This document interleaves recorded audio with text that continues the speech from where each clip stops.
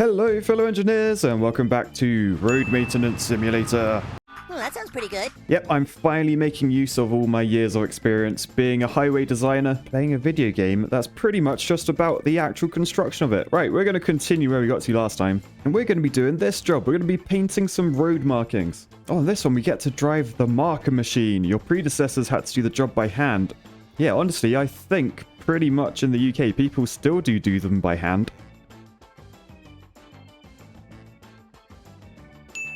So this will be actually quite new to me. I've only seen them drawn like manually, like with a bit of a stencil, but mainly by hand. They're very skilled people that paint road markings. Right, so what do we have to do? We have to take this traffic management vehicle.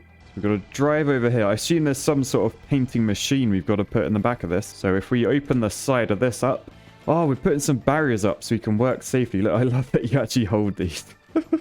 So cool. All right, so we've got 4 of these to load in. So there's the final one. We'll close the side gate and then we're back in our truck. So we'll drive out here. Oh, yep, I forgot. You have to open the gate. So there it is. Can't do it from in the van because unfortunately the window doesn't wind down. Steve really needs to get that fixed, to be honest. Anyway, right, we're going left this time. And remembering this is left-hand drive car, we're on the right side of the road. Oh, we're doing it right here. Oh, there's the painting machine. Okay, so we've got to turn around somewhere safe. I mean, I'm sure I can just, like, give it a bit of handbrake. Oh, yes. Right, so we're going to park her over here. And then we got to switch the warning system on the back to X. So when we get out of this now, if we look at the back, it's got an X. So that means don't drive into the back. Then we can unload these barriers. So I don't really know how these are going to go. Oh, wait, what? All the way up there? Right, surely I drive up there, do I? Oh, I can't put this down. I can't put this back in. Okay, we're going to have to walk all the way up there. Look how far it is on the map. Are we closing the road? Because it looks like we're doing the white line down the middle of the road because that's missing. So I think we might be closing the road. I mean, usually you'd put a diversion in. You wouldn't literally just close a road randomly, like just in the middle and let people turn around. Like this dude, he's going to be coming down here and just like, they're going to be well confused. Anyway, I'm going to wait for a car. There you go. A car's coming. Let's quickly block that down. Let's see what he does. Oh, emergency stop. Did you not see that? Was there not any advanced warning signs? Anyway, we've got to run all the way back to the van. Also, why isn't there a van parked at that end as well? Like this end, we need all these lights like with a big X to warn people. That end, nothing. Ah, so I was wondering what would happen at this end, whether people would turn around or use the diversion that we definitely put in place. Nope, they're literally just going to wait for me to do my job. No pressure then. Meanwhile, there's me walking like 300 meters with a big old sign. All right, so that's there. Back to the van once more. And then the final one goes here, just so people can't overtake. I mean, you could easily fit a car down the middle, but who am I to judge? And then we're in this. Oh, I have seen these before. So yeah, these like they have like flames coming out of them and stuff. But they do the white lines in the UK. The ones I was talking about earlier, like the manual ones, it's generally like the little logos on the road, like the 20-mile-an-hour roundels or whatever. They're pretty much done by hand. Oh, more traffic. Sorry, I probably should just get on with my work, shouldn't I, rather than explaining to no one. I'm probably just talking to myself in this game. But yeah, the paint is sort of like plastic based, so I think they melt it. I mean, usually like you can see like the flames coming out of these. Like, I don't know what that is. It's like a big old fan or something. Not sure. Anyway, let's get on. I'm sure we'll figure it out. All right, so we've turned her on. Let's drive over to where they want us to go. So we activate by pressing Q. So you can see in the mirror when we activate the warning lights go on. And then we press E, and then you can see we got like markings down. So that's where we're going to draw the lines. Very, very useful. The trouble is, on a keyboard, very sensitive. So we might have not the straightest lines. We'll see what happens. I'm not sure as well. Does it do the gap, or do I have to like... I think it's just painting, because the paint bit is like beneath me. So if I were to look straight down, yeah, you can sort of hear it. I don't know if you can hear that, but as we're going over like where it's meant to be painted, it's painted. So it's doing the gaps as well. That's nice. I'm not sure if you've ever noticed with these, like these dashed middle, like the center lane white lines, they have like different spacings depending on like what's happening on the road. I mean, you should know this. I think it's part of the highway code, but the gaps between the lines, they get closer together if there's like something to be aware of. They're called like warning lines. So if there's like a junction or something, like a way that people can pull onto the road that you're driving along, you'll notice the white line down the middle, the gaps should get smaller than what they were on like the normal bit of road. And I think in the UK, they're like the average, like the standard white line. I think it's like a 4-meter long white line with a 2-meter long gap between them. I think. It's been a while since I've done road markings, if I'm honest. But I want to see, can I make this last one like windy? Right, so we're done. Let's deactivate. So that comes up. We press Q and that thing goes down in the mirror. And then if we just turn around. Oh no, it looks like our last line, it wasn't wonky. We did it perfectly, sadly. But they just want this parked on the verge. So we'll leave it there, I guess. So yeah, I think like the melted paint is like stored in there. You can see that's got a temperature warning on the side. Then it comes out of that into this like hopper thing. So like the liquid paint stays there. And I think this like, it looks like, is that connected to that? Is that like an air blower to like cool it down quickly or something? I'm really not sure. I don't know enough about this job, if I'm honest. Apologies if you wanted to learn this video. Right, anyway, we've got to load the barriers back up. What if I do this one first? Will they suddenly start driving? Yeah, they will. Oh, oops. I probably should have realized that. Oh my god, slow down, mate. I'm literally right here. Pricks. And looks like they've all just had a multi-car pile-up up there because they forgot the other barrier was there. I mean, the back of it isn't painted, which probably isn't right. Maybe these barriers should be double-sided for this reason. Anyway, we have caused quite a pile-up. I'm quite impressed with myself. Anyway, we'll grab this final one and then walk back to the truck, which seems to take forever. It's really weird because it's like you're just about to get there and then all of a sudden you're back here and it's like, what's going on? I'm so close. No, I'm not close. I'm literally here. No, I'm all the way back here again. All right, then we're back. We literally just take the last one. Those guys drive straight away. You nearly drove into me, you architect. Look at him. He's laughing. The car's shaking because it's laughing. It's giggling. All right, so that's all in. Close the tailgate. Get in the van. Warning lights are off. We're away.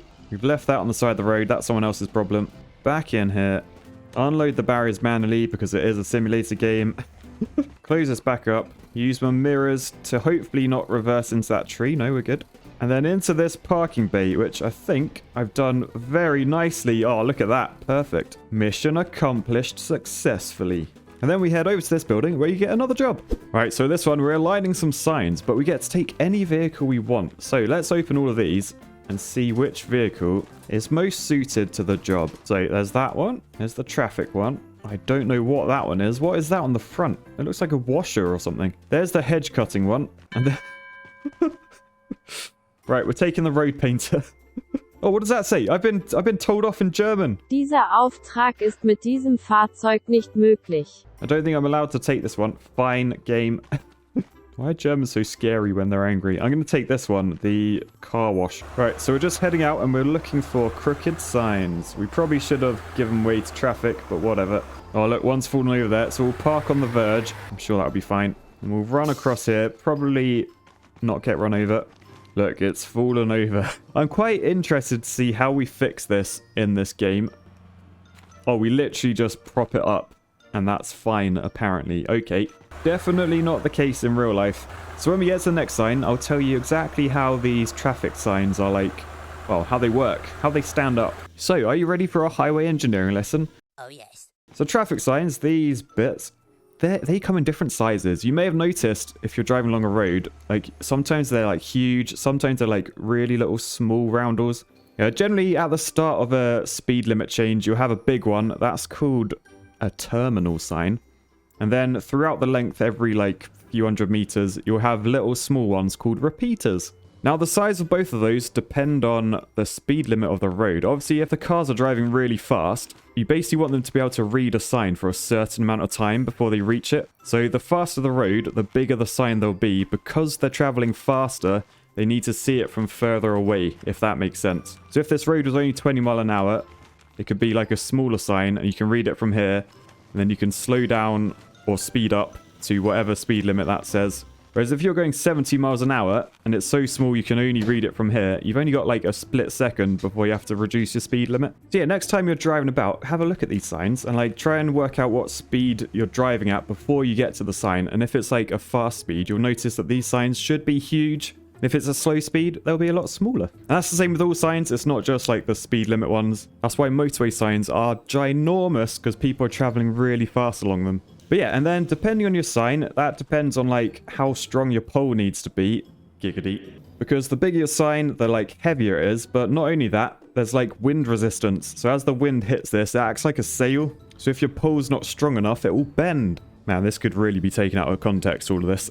And then attached to your pole at the bottom in the ground is basically a block of concrete, which is called a foundation. And that basically makes your pole stay upright. And the size of that depends on the height and the size of that, as well as the soil conditions. Because if you've got like a weak soil, you need like a bigger foundation. Whereas if your soil is quite stiff, all these rude words, it will allow your sign to stay still. So I think that's pretty much a lesson in sign design by Matt. So I don't know how this one got bent. Definitely wasn't me. But we'll prop that back up. What is that sign? Ooh, that's not a UK sign. I don't know what that means. But yeah, we'll just drive around and prop them all up. Get distracted by offering a free car wash service with the attachment on my vehicle. Oh. Then prop up a few more signs. Be annoyed I can't jump over the barrier. Just spend 10 minutes going past all the signs I need to fix before I can find a way to turn around on the motorway where I can get back to the signs I couldn't reach from the other side and make them straight again. And after 10 minutes of gameplay that definitely didn't make me want to contemplate becoming an architect, we were finally done. Oh, except there's one more apparently. Right, as I cause a traffic jam and in a rush back to my thing, I think I'm allowed to do things like this. I'm a highway engineer. I'm so impressed with like the animations on the bloke. It's very good. Right, final sign upright. We're finally back to the depot. We've got to park this where we got it from, so that's in here. And mission accomplished successfully. Alright, so this one we're going to fix a pothole. So we need a traffic beacon base, some traffic beacons loaded up, the jackhammer. Man, look at the size of this thing. And the compactor, which I spoke about a little bit in the last episode. I'm not sure you should transport it vertically though. I'll try not to brake too hard. We also need some cold mix patch, which is basically just like pothole filler. Ooh, we're also putting up traffic lights in this one. So we need the electronic box thing and the actual traffic light. And then finally the wheelbarrow, and we're good to go. I love how some of these jobs, like you have traffic lights and stuff, and others you just put a barrier in the middle of the road and it's fine. Right, so we have arrived. So we're going to park here. We're going to turn our safety beacon on. So you can see we've got the left arrow going on. So anyone driving up behind us should go round. I'm not sure why they've stopped though. They're a little bit unsure about what to do. And I think this is the pothole. Yeah, we got to fix that. Any British people watching this though, can you imagine the council fixing a pothole of that size? Oh, if only, if only. Anyway, wheelbarrow out. We're going to fill it up with the traffic light stuff. Oh, thankfully we can stack them like that. Decent. Although one's going right here, so I didn't really need to do that. The other one, we're going to wheelbarrow over to this side. I love that this traffic has already stopped, despite there being literally no reason to. Look at the traffic. So is that the world's shortest traffic light length? Like, really? Traffic lights? Anyway, we shoved the pole in there. That's good to go. Red light. Shove the other one over there. Also a red light. We've got to put the barriers down. So we'll load up the bases. Bring them over to here. Do the same with the beacons. And then we've cordoned off a nice little area so we can work a bit safer. Now, I love that this is green, but there's cars coming from the other direction. They're all beeping as well. What's going on? Anyway, we'll grab the jackhammer. So we'll bring it over to the pothole. So we put it over here. And then we give it a bit of a... We've got to make a nice little hole that we can fill up. Right, and there you go. We've made a square. So we shove this back in there. Grab the mix. Shove the mix in there. Just pour it in. Nice. And then that just needs compacting. Because if you don't compact it, you'll just create like a dip in the road when cars drive over it. I mean, really, you'd have to do this a few times. You couldn't just pour mixer in and then put it back. You'd probably have to like compact it a bit, then put another layer. But the way this works, it's like a one-legged thing, and it just, like the bottom of it just vibrates. It's like a plate. So you just shove it on top of that. And we're just doing a nice bit of compaction. So there you go. Compact that nicely. It should be nice and flush afterwards. There you go. Looks good. So we'll shove this back in the truck.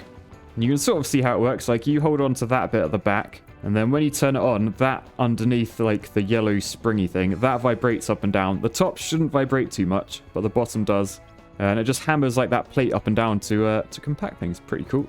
Anyway, that pothole is fixed delightfully. So we're just going to clean up by popping all the traffic management back in. All the bases. The traffic lights, which were definitely used correctly. Wheelbarrow on top. Close the gate. And we're good to go back to the yard. Oh man, that was quite some traffic jam I caused there. Sorry, guys. Alright, so now back at the yard, we've got to dispose of the empty bucket, apparently. Wouldn't want to use it again for anything, would we? Nope, just throw it away. All right, then we just unload everything again. 10 minutes later, we can close up the flaps, drive this back into the depot, and we've completed another mission.